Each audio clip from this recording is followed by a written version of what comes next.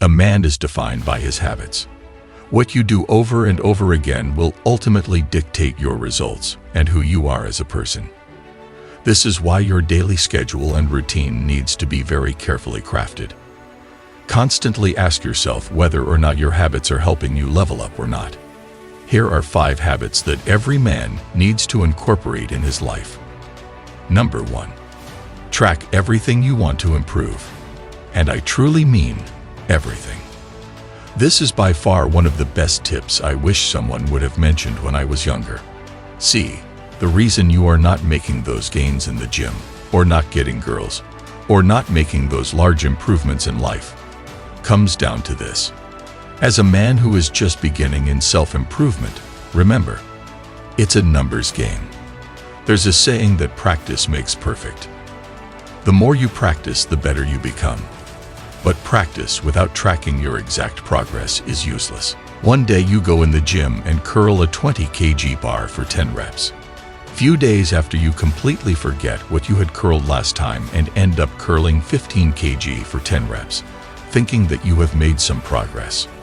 Only if you had a journal where you were tracking your output and where you had written down exactly what exercise you were doing, how much weight you lifted, for how many reps, and other tips, such as correct form, you would be able to lift the same amount or try for higher reps.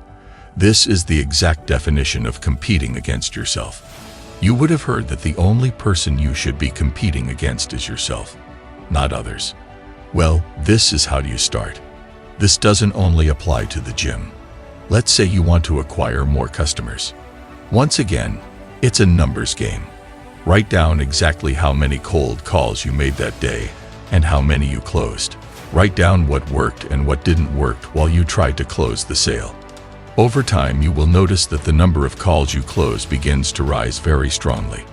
You will notice your energy levels increase day by day, because now you can clearly see yourself improving.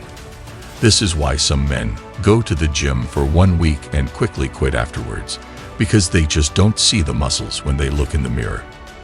They get demotivated. But if you have been tracking your progress, you don't need to see actual physical results just yet to feel motivated. Number 2.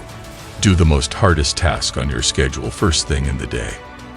The biggest reason why we procrastinate is not because we are lazy or because we lack energy. Instead, it comes down to one word: fear. The reason we procrastinate is because we fear the task. This could be because of a number of reasons. For example, you feel the task is too big, or it's too hard, or you don't understand how to do it. You need to do these types of daunting tasks first thing in the morning. The more you wait, the more excuses you will come up with to not do the actual task. Number 3. Stop bringing your phone to the bed.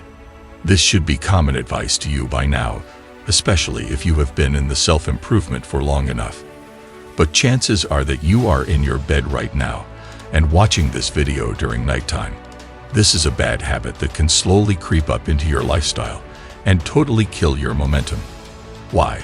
Because you end up sleeping 2 or 3 hours later than you should have.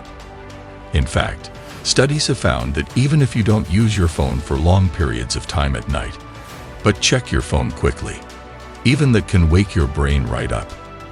Your mind can stay active and engaged long after you've scrolled through social media or responded to a few work emails.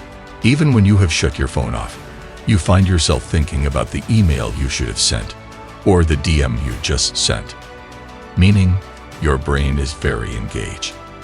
At this time, your brain should be relaxed and in its natural state where it wants to shut off for a while. And of course, not to mention the circadian rhythm that your phone's blue light disturbs heavily. Number 4.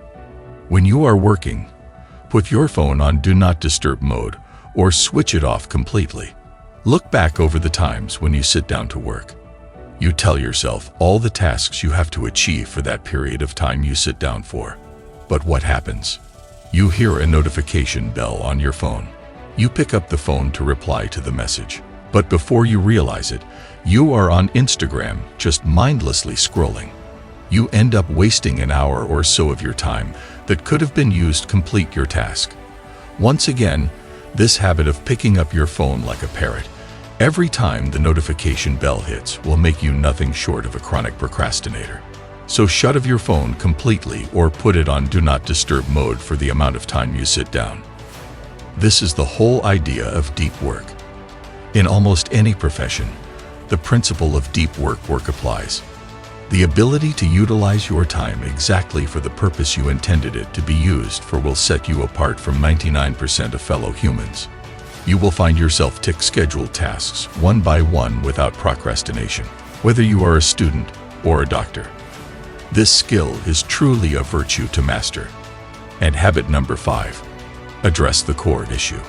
Many times the stress you go through in your life is because you never address the core issue. How many times you hear men complain about their jobs, their wife, their kids.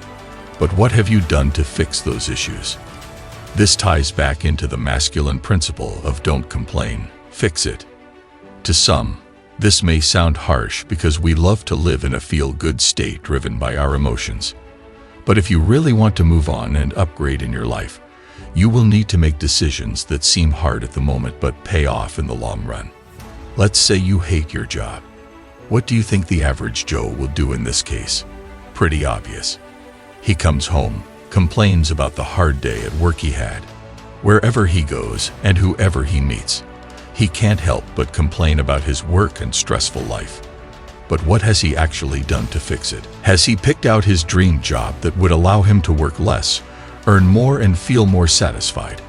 Is he working towards acquiring the right skill sets and experience to achieve that new job? 99% of the time, the answer to this question is a no. You are too busy complaining and fighting with others to even think about addressing the core issue. Same applies to your marriage, goals, physique, and so on. Whatever you want to achieve in life, you can't beat around the bush like nice guy. You need to take it head on and address the core issue.